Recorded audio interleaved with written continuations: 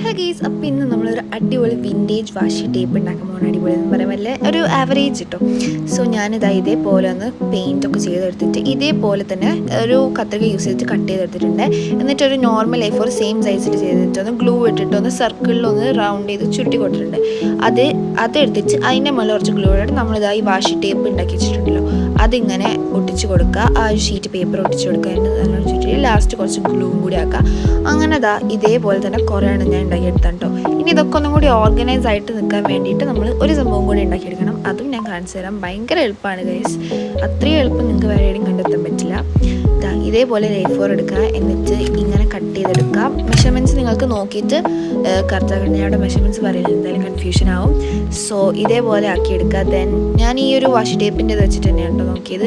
പക്ഷെ ഞാനെടുത്ത് തെറ്റിപ്പോയി ഗൈസ്. അപ്പം ഞാനെടുത്ത് വീണ്ടും അതേപോലെ മുറിച്ച് കട്ട് ചെയ്തിട്ട് എന്നിട്ട് വീണ്ടും ഒട്ടിച്ച്